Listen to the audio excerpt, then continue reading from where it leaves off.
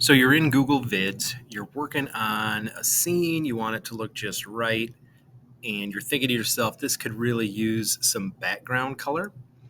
So once you select the scene that you're working on, go to the scene menu and hover down to background, and you'll notice you get pretty much the same color styles that you can get in pretty much any Google Doc. If you want a background image, then you would just insert that as an image.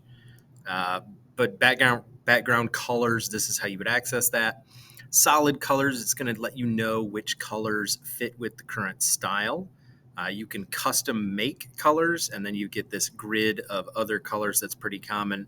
Or you could make it transparent, and then notice you also have this option to choose a gradient, which is just sort of a blend from one shade of a color to a lighter shade.